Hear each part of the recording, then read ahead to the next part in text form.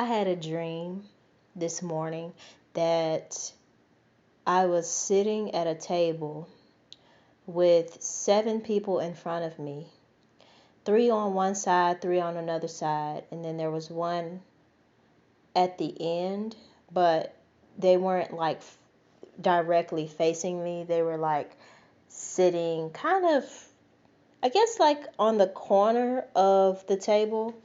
I don't really know how to explain that, but they were all talking to each other. They were all talking at the same time.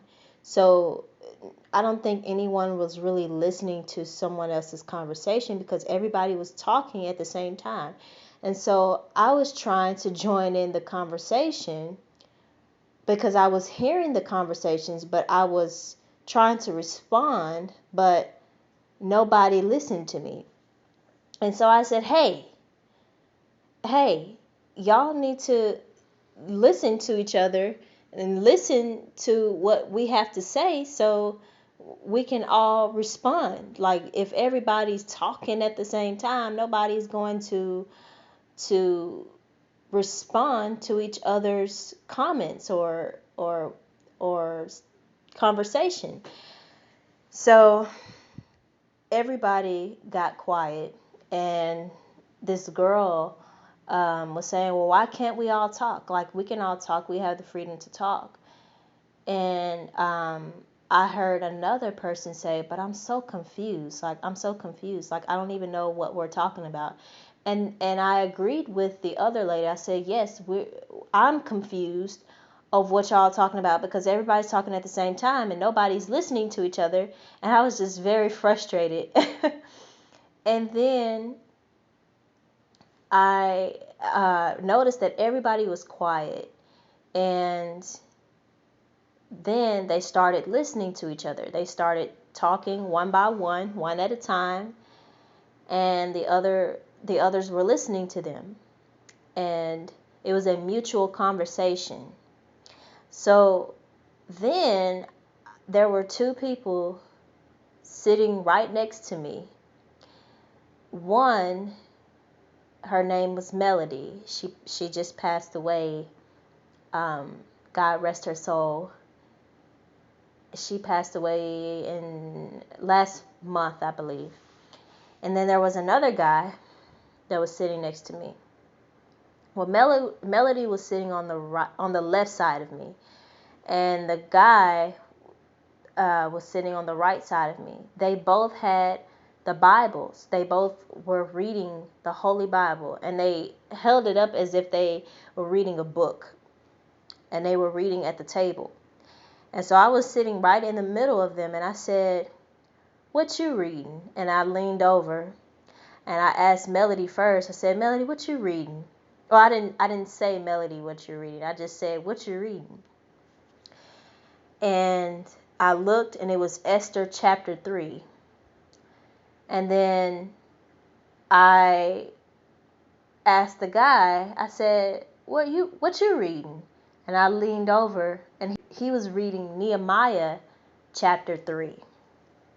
And so I told my husband about the dream, and we were both excited to read both of the chapters. Like, oh, I wonder what this is about.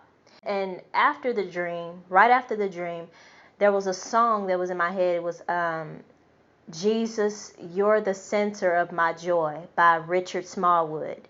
That's one of my favorite songs of all time. And so my husband and I, when I woke up, we both read Esther chapter 3 and Nehemiah chapter 3. Well, Esther chapter 3, we read first, and it was basically about Haman. He was supposed to be like this leader over the kingdom. King Ahasuerus was king, and Queen Esther was the queen. But Queen Esther is part of the Jews. Like, she is part of a Jewish culture. And Mordecai is a Jew as well. And Haman was angry because the king ordered everyone to bow down and give honor to Haman. Well, Mordecai did not want to bow down to Haman. He refused to bow down to him because he only bowed down to the Lord. And plus, he knew that something wasn't right with Haman's spirit, which is another reason why he chose not to bow down to Haman. So Haman was angry, and he decided to get back at Mordecai by having the king order a decree to destroy all the Jews. Okay, Mordecai was a Jew and Esther was a Jew. Well, King Ahasuerus, when he ordered that decree, he did not know that Esther was a Jew. But he loved Esther because Esther was very kind. She was very sweet, beautiful inside and out. She was just a special person. So when King Ahasuerus found out that Esther was a Jew, he ordered Haman to be destroyed. The same decree that was ordered against the Jews and Mordecai, he decided to turn that back around towards Haman and have Haman be destroyed. And the reason why was because he didn't want Esther to be destroyed. He's like, how can you destroy my Esther? Like he was just thinking about like Esther, like that's my queen. How are you going to try to destroy my queen? But Haman didn't know that Esther was a Jew either. He just wanted to destroy Mordecai. Well, God turned it around for their good by having Haman destroyed and having the Jews saved from being destroyed from King Ahasuerus' decree. Well, we were reading Esther chapter 3 first, and then we read Nehemiah chapter 3. And Nehemiah chapter 3 talks about all of the people that were repairing the walls, all of the gates, all of the walls they had to repair. So it was a lot of rebuilding in that chapter. And they were all working together. Now there were some nobles that refused to work for the kingdom, but all of the other people gathered in together and decided to work on rebuilding the walls for Israel. Now, I don't know much about Nehemiah, so I have to go into the scriptures more and really study more of it. But God has revealed to my husband and I that there has been a lot of things that have been destroyed. There has been a lot of things that have been torn down, broken down. But now is the time for rebuilding. It's the time for repairment. And God is about to restore his people. All of the things that we lost, he's about to repair it. And so it was right after we heard the song, Jesus, You're the Center of My Joy by Richard Smallwood. After we heard that song, we got a call from our pastor, and he told us that he's going to help us get a car again. Well, long story short, we had 2 cars. One was broken down, and the other was taken away from us. And so we had no cars. We lost 2 cars in 1 week. And we didn't have a car since. And it's been months since we've been having a car. We've been walking and lifting, riding with Lyft. And so when our pastor called us and told us that he was going to, this was right after we heard, right after we read the scriptures and right after we heard Jesus, You're the Center of My Joy.